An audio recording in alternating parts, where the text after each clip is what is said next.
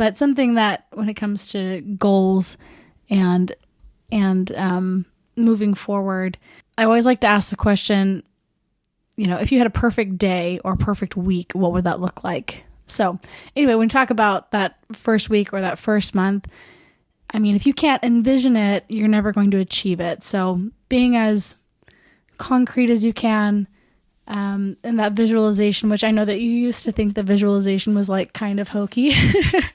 You've talked about that before.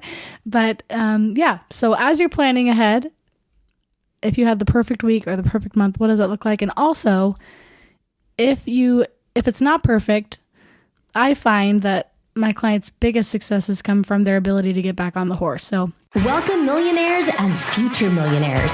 You're listening to the Millionaires Unveiled podcast, a show where you'll hear the stories and interviews of everyday millionaires. We'll unveil their decisions, their strategies, and their portfolio allocation. Now to your host, Jace Mattinson. Welcome back to another episode of the Millionaires Unveiled podcast. This is episode number 336. Stace, how's it going? I'm nervous. For what? The new year? That wasn't supposed to be funny. I was just being serious. No, because we haven't done a Thursday episode in a couple of weeks. I've had no voice. And we're back. And I tried to ask you ahead of recording what we're talking about. And you said it was going to be a surprise. So I don't know what to expect. And I don't do so well with that.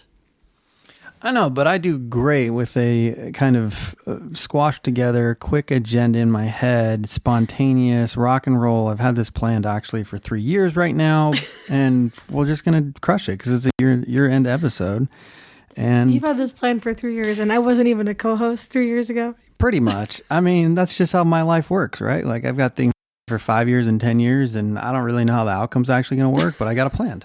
It's true. We actually do plan our entire family plan about a year in advance, which frustrates some of my siblings, which I love them all dearly, but we try to get things on the calendar and they're like, we can't plan that far in advance. I'm like, well, we have our 2024 scheduled, so. No, we've taken it up even a level above that just because, we started wanting to put these experiences, and this actually gets into one of the main things. We had you kind of interviewed me a little bit ago, but I get all sorts of emails, and we'll get into this in a minute. But one of the things I think for lessons learned from some of these millionaires this year that we've taken even more to another level is planning out some of these things that are important to us from an experience standpoint, not just in a year in advance, but also and several years in advance to make sure, for example, like I want to make sure that I'm at the 2028 Olympics. So we've got that on our calendar and booked just kidding. We didn't book the Airbnb yet, but we're close. If I could, I would, make sure that. And the other thing too is the bargains you get when you plan that far in advance. Our plane tickets, in some cases, I think we got our plane tickets on a recent cruise for like $59 or something. It's ridiculous, and that's on American Airlines, not even Spirit. And we even got to recline. It's fantastic. Yeah. So anyway, this is our last episode of the year, and I thought it'd be fun/interesting because I get quite a few requests over the months and the years to get more information, or they want to know what's in my head and what I think, and which has really never been what the show's been about. It was never me and Clark, but I get it. You hear my voice every week and maybe you get tired of it, and that's why I try to shut up and let our guests talk more. But at any rate, I get enough of these requests that I thought, hey, this would be a good time to dive into a little bit of these things and kind of give, an update on us, the podcast, and where things have come, and then probably throw out a few key lessons that we've learned and that we've adjusted, or mindset shifts that I guess we've had from doing the show this year. So yeah, I've been planning for 3 years. Excellent. Well, let's get started. So I guess the biggest change for this year is having you join, which has been amazing because quite frankly, we've failed at, 4 or 5 other businesses together. Oh, no, why is that funny? Well, no, the failure is that I have found, although you're amazing at business, which I so appreciate, I take it personally when you try to talk about like my business ventures So that's why things haven't panned out. It's just because I take everything personally. It's like a personal attack on me and our marriage when he has suggestions. So, but the podcast is great neutral ground. It's been fun. Yeah, I know. You can critique me as long as this, and so can all of our listeners as well. And I take it as healthy feedback for the most part. I don't really critique you. This is your thing. I just show up. Yeah, but it's kind of your show now. I mean, the crowd is loving you. Yeah, they love you way more than me. I'm just happy to be along for the ride.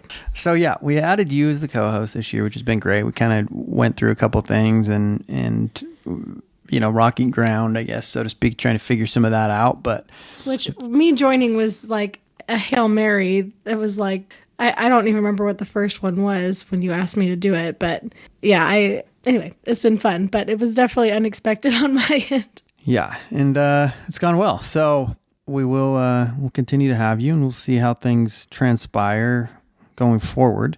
That means I might get fired, but that's No, you're great. So yeah, I guess the other thing everybody always wants to know is what's the average net worth of all the guests that you've ever had? Yes, I have the number. It's around 3.5 million. And it's been pretty steady there actually since we really hit, I think, episode 50.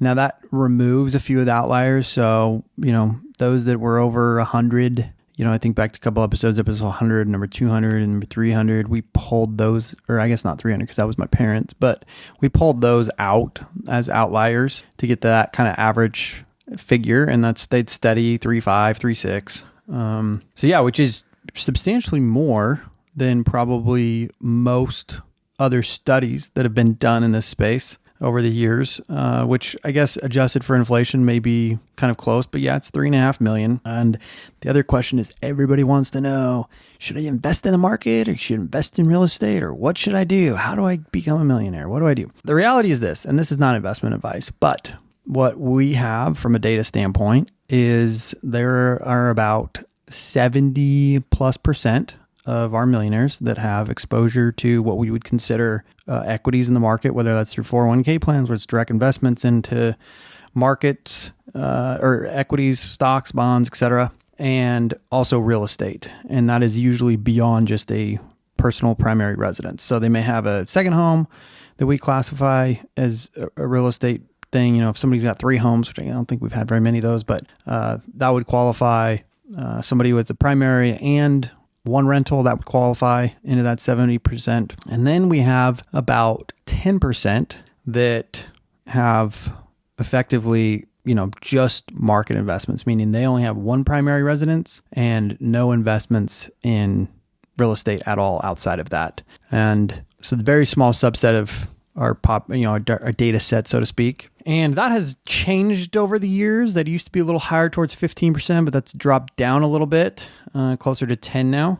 And then the rest, 20-ish%, which may not feel this way because as of recent, I feel like we've had a lot of real estate investors, but we still have a lot of real estate investors that have, 80 or 90% of their portfolio, but still have some market exposure. So we still count that in this, in that 70%. The remaining 20% pretty much have just real estate, meaning they have never made or do not have any exposure to the public markets. So very large proportionally, I guess, from what you would expect. But at the same time, we have a lot of real estate heavy investors, or so it seems, but there are also several that have, an old 401k plan or have put money into an HSA or what have you. And so they do have some of that market exposure. So bottom line is 70%, blended between everything, have investments across, several asset classes, primarily the 2 in real estate and equities in the market. Those that have owned a business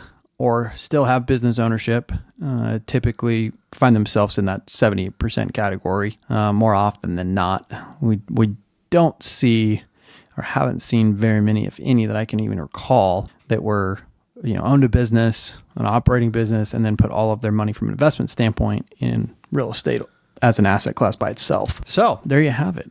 Everybody that asks the question all the time, I'll point you to this episode. But it's an important question, and I get it. I mean, when we started this thing, we kind of had some of these same questions of how is it really done? What do the portfolios really look like? Yeah, when we break down like the global portfolio, we still have quite a bit of those that have invested in alternative assets. So whether it be, gold or crypto or private equity funds or venture capital, small, of the 1.2 plus billion dollars in global net worth that we've interviewed, approaching 1.3 pretty soon. Most of that value, so to speak, it lies in, kind of the main, call it 2 to 3 asset classes between business equity, real estate, and public market exposure. But a small, but yet growing, I think it's about less than 2% right now, is in alternatives. So your cryptos, which took a hit earlier, but have had some resurgence as of recent. So that could change. But yeah, so there you have it on the asset allocation of the millionaires that have appeared on Millionaires Unveiled at this point, which is over 300 plus guests and growing. And yeah, it's kind of interesting. So interesting. Thanks for sharing those facts and figures. We certainly see most of our millionaires that we're interviewing investing in real estate, and we always dive into that, how they're managing it, if they're wanting to grow it, if they're wanting to keep it. And it's interesting how they've had very different paths.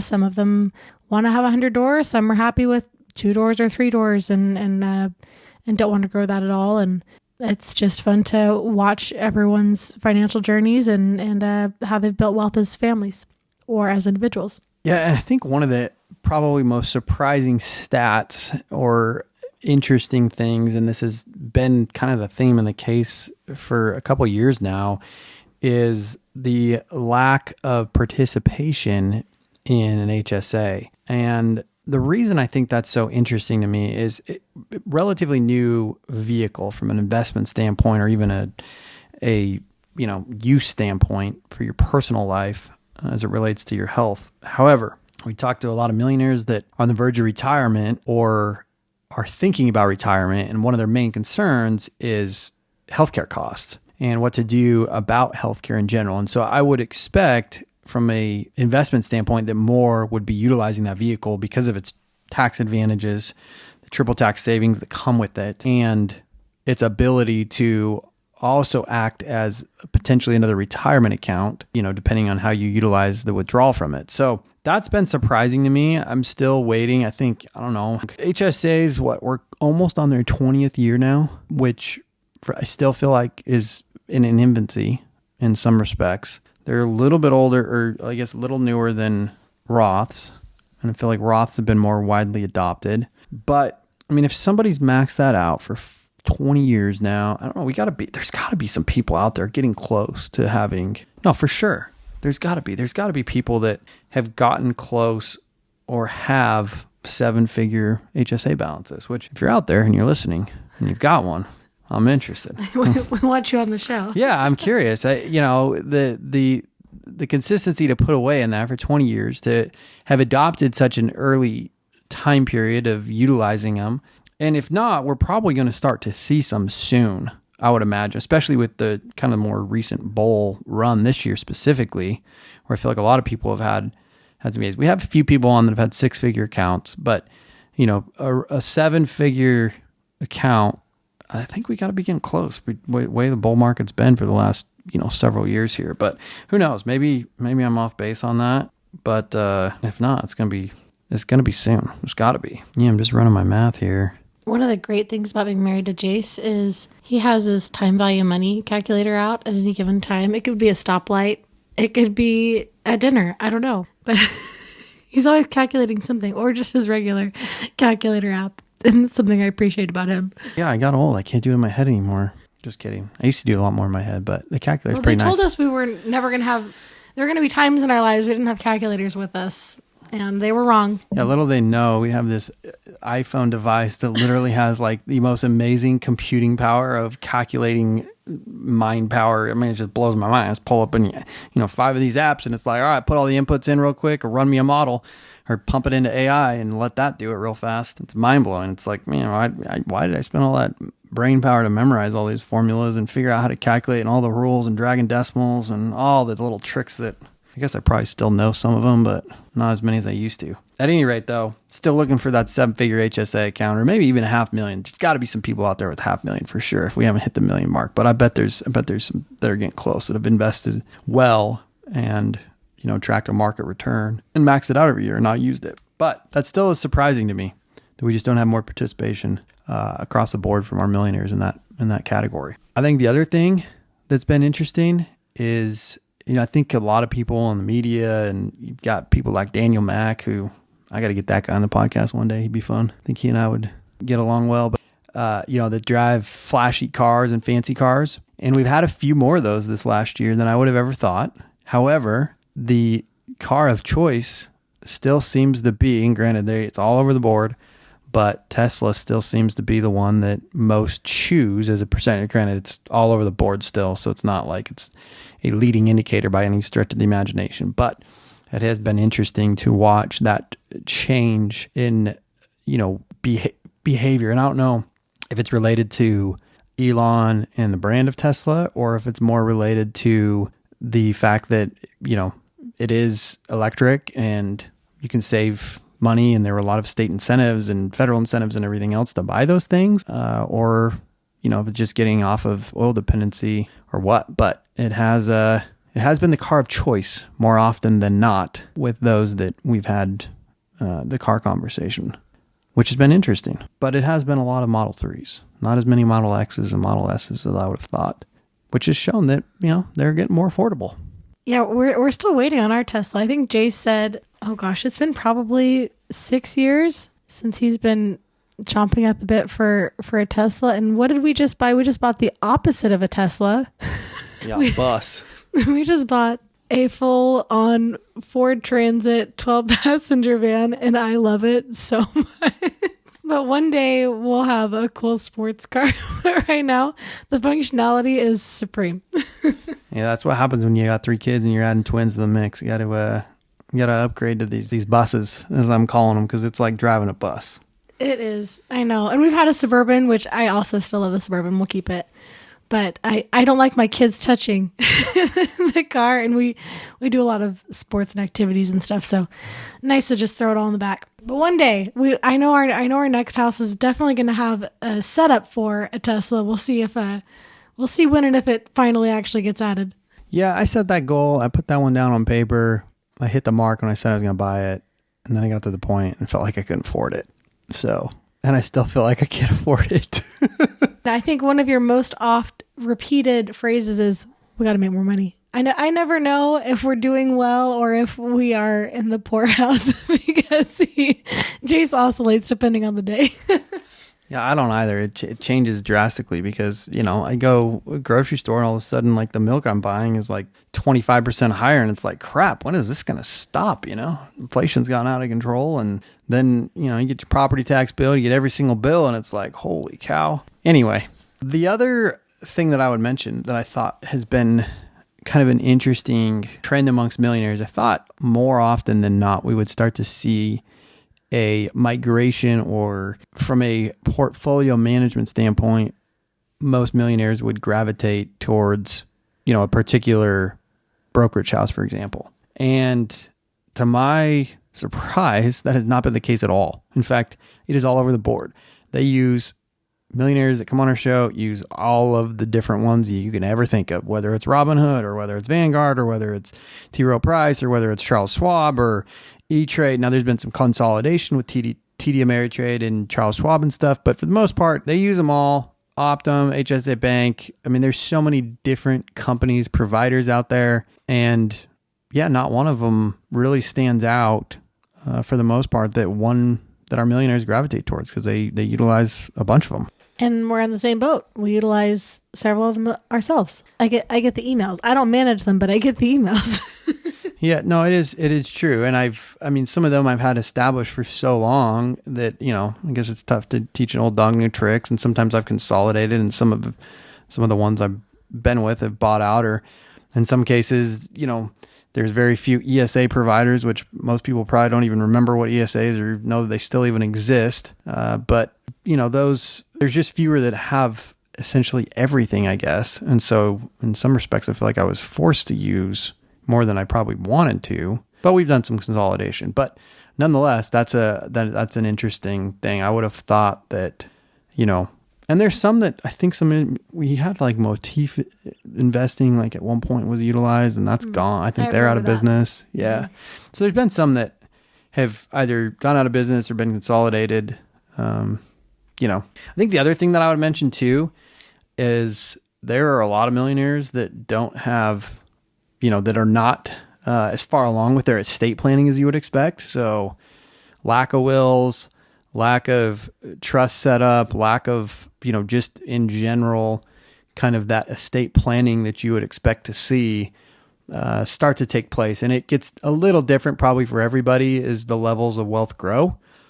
But I would expect, more often than not, some of that to be taken care of. And when we have some of these, and we don't get into this discussion quite a bit on the podcast, because quite frankly, we find that a lot of them don't have anything done. And so, it's kind of hard to have a discussion around when they've never done it, or, it's not that they don't think it's important. It just, it takes time, it takes money. You got to hire the right people. And it's a kind of a hire that you typically probably are never involved in, and also don't get that many good referrals in, because, it's not like you're transacting your estate planning documents, on the weekly or the monthly or the annually. And so is your neighbor Joe. And that's what you're kind of, kicking around the curb on the 4th of July party about is, hey man, who you been using for your estate planning documents? It's just not a conversation that happens. I think you make a good point, and I think I'm going to start that conversation on our, at the park. I think I will die if you start talking to the park moms about their estate planning documents. Time you show up at the park, I'm going to be having an estate planning conversation. Done. I mean, nothing probably puts me to sleep faster than probably talking about that stuff, but it is important. No, a movie puts you to sleep faster. Okay, maybe a movie sometimes, but that stuff's important, and it is part of my annual plan. I go through every single account every year and make sure that everything's set up from a beneficiary standpoint, that nothing's changed, and if it has changed, I make the adjustments then. I try to remember when we have kids, and to do that, but it's just a practice I've gotten into doing it annually, which takes place this week. Surprise, surprise. So make sure that's all set and good to go. But nonetheless, the estate planning, I've been surprised that we haven't seen more of that, especially with those that are worth, 2 and 3 and 5 and 10, because in some cases, that's probably who needs it the most. Actually, that reminds me of a tragic event that happened recently to a friend of ours. And that got you thinking about business planning if a tragic event were to occur. Yeah, no, definitely with Keyman insurance and all that kind of stuff. I mean, you didn't never think some of this stuff's going to happen, but then you watch it happen to some people that are close to you, and you're like, holy crap, like, it's a big deal. It's a big mess to unravel. So yeah, something that I guess we made some changes to in the last year, specifically related to our stuff. But yeah, at any rate, risk mitigation, the transfer of risk is something everybody, I feel like that we have on the show has some level of thought through.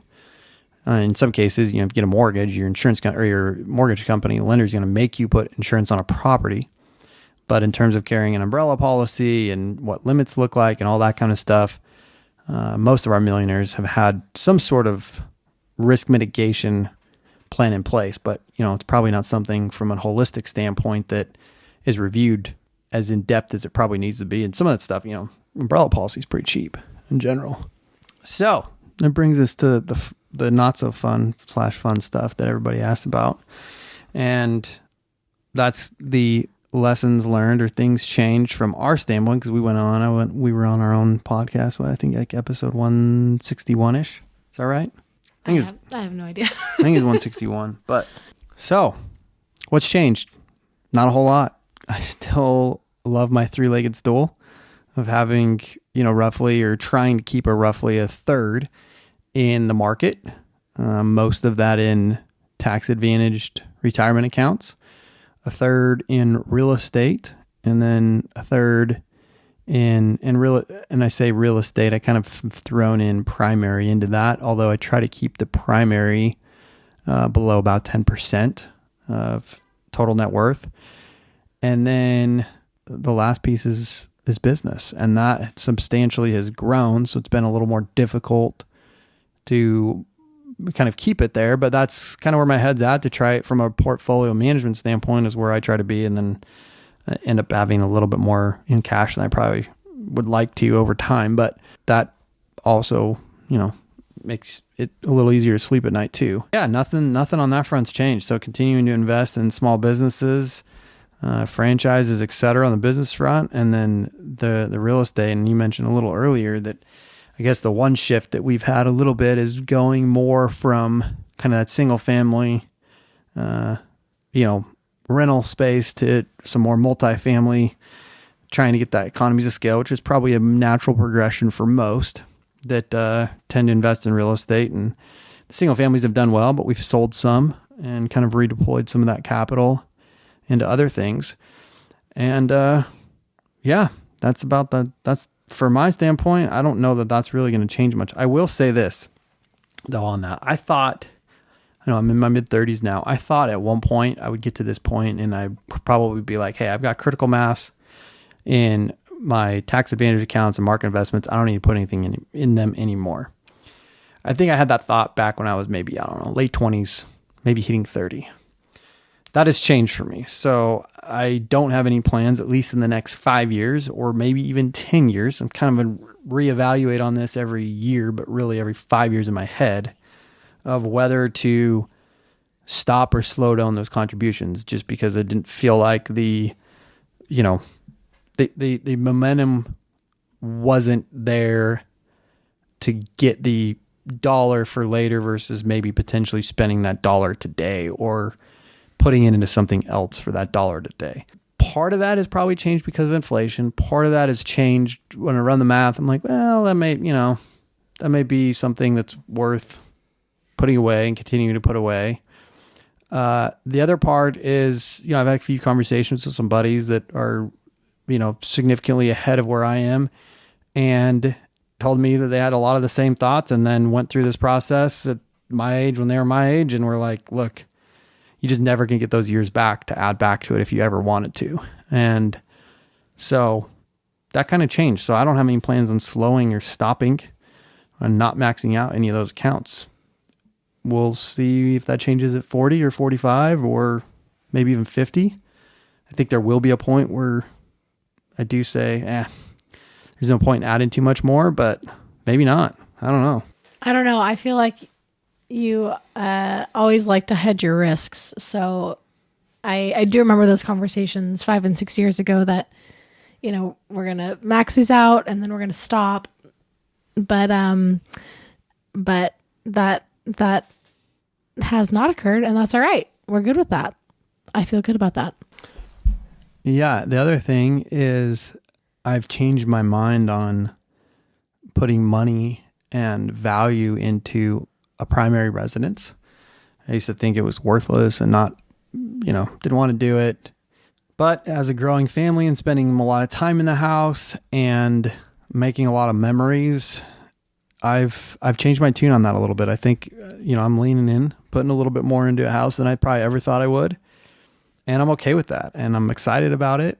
And that's not something that I ever thought I would probably say or would be something on the radar. I thought, have a modest house, and not that it's not modest that we're going to move into, but times change, things change a little bit. And I've realized that I spend a lot of time at the house, and my office where I spend a good chunk of time is important, and, hosting and having people over and having room for the kids to play and people to stay is important to us. And so, it's kind of one of those things where I'm like, well, what else are you going to spend the money on? You going to save it down for when you're 60 to go on a bigger trip?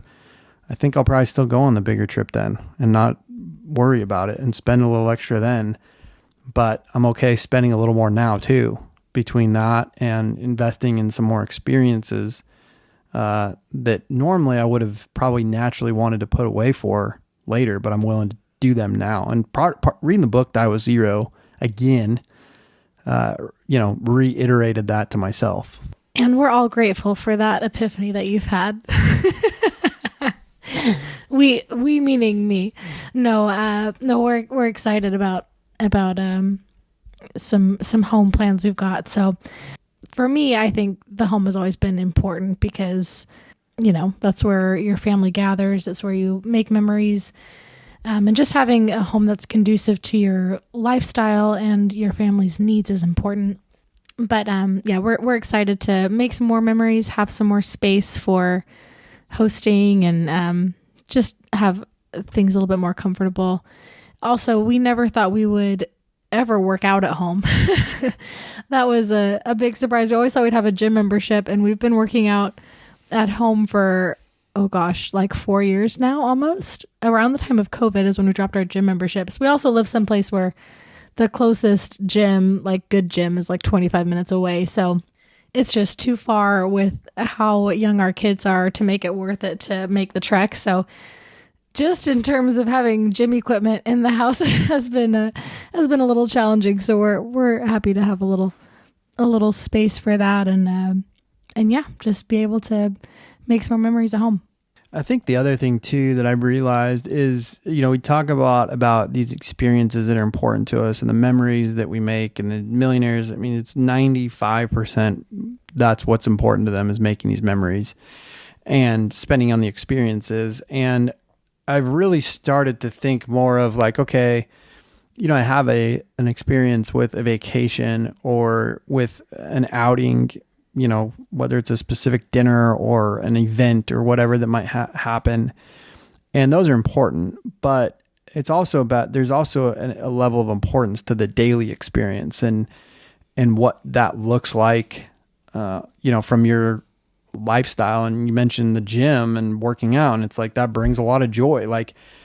And I want a dedicated space with all my workout equipment that I can go. That's like personal gym. That's like, hey, this is part of the daily experience that's important. And I can create that in my own environment, right? And, put the cold plunges there and the saunas and all the things that are important to me now from a health standpoint that maybe weren't previously. And that's been a little bit of a mind shift. I used to think about the experiences as like, hey, I needed to have these like 4 or 6 blocked off. And I do, those are important, but I don't want to lose sight of that daily experience that is also important. Sometimes in the monotony of everything gets forgotten because I spent so much time worried about what that next experience is going to be, or that next vacation, or that, that thing that you might remember better that you spent, and saved for, or whatever that happens during spring break every year or whatever. And so that's been a huge shift, I think, this last year from the podcast and talking to several of these millionaires. I think another piece of that comes from watching our parents age, which is weird anyway, but it's weird to watch your parents get older. But we've seen our parents lose interest in things that used to be a big goal of theirs, wanting to drive a certain car or wanting to, go on a certain trip, and then always saving and like looking forward to this at some future date. And then they get older and don't want to do it anymore. And they kind of miss that mark on enjoying that, because that moment is gone. The desire is gone. And so I think that it's been important to us to kind of see some of those opportunities or interests now when we have some of that youth on our side, energy and excitement about something. So again, I mean, we love that book Die With Zero and how much it's influenced us. And again, always taking the precaution and, setting things up for your future self like you need, but grabbing onto the things that excite you now as you can. Awesome. Well, that's a great update. And I hope that tens of 50s or hundreds of emails, I don't know how many I get on this every year, but, and keep in mind, I do respond to most of them, or I tried to anyway. It's getting a little more difficult, but hopefully that covers it. If you have any other specific questions, I'm happy to answer. Just reach out, millionairesunveiled@gmail.com. It's going to leave 6-ish things that do to wrap up the new year, or I guess the end of year to wrap up the new year. Actually, it'll probably be a little more than 6, but some important things that started to take into our lives and from a consideration standpoint, I think are great. I mean, these were shared in conjunction with several different millionaire interviewees that we've had on the show and things that we've kind of applied from various things they've shared. So number one, reflect on the year, achievements, lessons learned. Number two, handwritten messages of gratitude to those, 20, 30, 40, 50 people that have played an integral part in what you've done and accomplished in that year. A great way to show some appreciation and continue to expand your network and whatnot. Number three, this one's always hard for me. Let's create a no more list. What are you going to say no to going forward? What are you going to give up? And make that turn into a new habit. Number four, which is like Achilles heel for me right now, is some organization around office, garage, closet, car, all the things that you're involved in daily life that might get a little cluttered or, a little holiday hangover, if you will. A little extra mail with all the Christmas cards everybody gets and Christmas tree and wrapping presents and all that stuff. Get that all kind of squared away. Number five, plan out that first week, first month of the year, first quarter.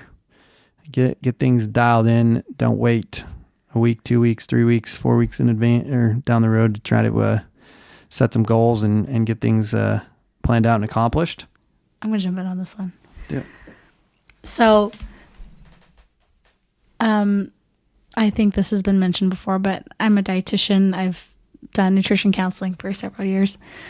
But something that when it comes to goals and moving forward, I always like to ask the question, if you had a perfect day or perfect week, what would that look like? So anyway, when we talk about that first week or that first month, if you can't envision it, you're never going to achieve it. So being as concrete as you can, and that visualization, which I know that you used to think the visualization was like kind of hokey. You've talked about that before. But so as you're planning ahead, if you had the perfect week or the perfect month, what does that look like? And also, if it's not perfect, I find that my clients' biggest successes come from their ability to get back on the horse. So even if it's not perfect, what does the next day look like? No one's tainted your next hour, your next day, your next week, your next month. And I'm going to step away from my counseling soapbox. Back to you. No, that's great. And yeah, that is probably one of, my biggest closely held beliefs that I recently changed when I asked that question. Even put that to the guy in the mirror. I used to think a lot of that visualization stuff was like a little hokey and, doing affirmations and all that, but man, I'm a believer now, if you will. Oh, and that was even an affirmation. You're a believer. Yeah, exactly. Every single time I've started to do that stuff and we were looking back at old stuff last night together and I'm like, wow, that came to fruition and I accomplished that. And, could it be that it just happened? Sure. But do all the little steps that take you there and the visualization. I did this a ton with sports. It's like, yeah, of course I'm going to take the game winning shot. Of course I'm going to have the basketball in my hands and I want to take that shot. I want to have that pressure. But when it comes to other skills and things in life, I guess I had deviated from some of those practices of getting in the gym, listening to music, playing that out in my head, and not doing it and not applying it to other things. 'Cause I thought it was, hokey, so to speak, but no, I don't think so anymore. I'm all about it. So I do a lot more of that than I ever thought I would. And, it's important. It's kind of a part of I wouldn't say daily ritual, but it's frequent that I have that as part of my thing. So, and then to wrap up, look over all the finances.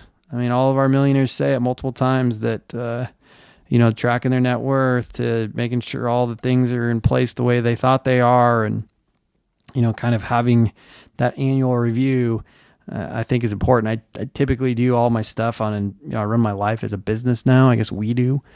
And, we basically put together internal financial statements for our life monthly.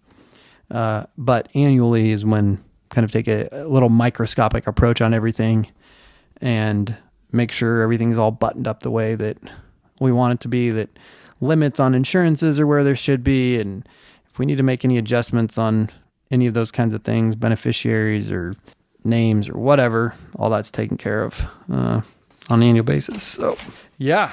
One more thing. We've had a lot of requests for what? Oh, I didn't know where you were going with this. We've had a lot of requests for some sort of like a meetup or an MU retreat. We love it. We're here for that. Yeah. So I don't have anything to declare that we're going to do, but I've had enough requests and we've got, I guess, some momentum around it. We've talked about it a couple times. My schedule, I was going to try to do it this last fall. My schedule just was a little too crazy and didn't allow for me to really kind of plan something, put something together. But I think this next year, 2024, I think it's the time to do it. So be and stay tuned for that. Probably what we'll do is invite guests who've been on the show first, and then depending on what kind of response we get, which so far we've gotten a ton of response. That's been great. In fact, a lot of it asked for it. But until we get actual kind of commitments, I've always kind of just like, I don't know, I've felt weird about meetups in general, just because I don't really want to run a conference. I don't want to have like a big deal, but I do see the value in getting together with some of these people and meeting face to face and having good discussion about this and these topics. And sometimes it's hard to find, networks of that kind of, place to do that and feel comfortable and not, whatever. So I see the value in it. It's something that is top of mind for this year. We'll probably look at doing something in the fall for it. And once I have some more details, I'll let everybody know. Do we want to solicit feedback here? See what people are interested in having? Yeah, I'm happy to let them throw some stuff out there. Yeah, if you have some high opinions on it and you want to attend, let me know. I'm happy. I don't want to, I don't want to charge a bunch of money. I don't want to do all the stuff that I'm not interested in turning this into like some crazy business. Like I just not, I'm not in the world of trying to create events and do all that. It's just, I've got friends that have done it and some that do well at it, but it's just not something that I'm happy to try to facilitate and getting, a cool group of people together. I did something like this with a group of guys in a CEO retreat last year, and it provided a lot of value to my life and something that I've now kind of made even into an annual tradition and getting around some of these people and doing things like that. And it was, everybody paid in to cover the costs a little bit and it was a phenomenal weekend. And so I do see the value. That's the first time I'd ever done something like that, in particular, especially with a group of people I'd never really met none of them previously to showing up there. And I'm hanging out in a room with 25 people doing breath work. It's pretty surreal. And jumping in the frozen lake and sitting there for 5 minutes doing Wim Hof breathing and all that kind of stuff. But I think we'll do something. I've had enough requests for it. I've had a lot of people reach out about it over the years. And, I keep in touch and I know a lot of our guests at this point, and some of them, I think I probably had lunch or shared a meal with probably 30 or 40 now. And so it's pretty good. It's like 10%. And then, some have become good friends actually in some cases too. So we are going to try to do it. We'll figure it out. We'll let you know what the details of it. But like I said, if you're interested, have some, strong opinions, let me know. Throw it out. We'll take it to heart and see what we can't do, put together. And also, this is fun for me to. Yeah, Stacey actually. Don't worry. You'll have a female in the mix helping organize. let's be real. I probably am not very good at. That's why I don't want to do these things. I'm not very good. I can think of them and I can, but I just I need a lot of help in this arena. So with that, everybody have a happy, safe New Year, and we'll catch you on the other side. 2024, baby.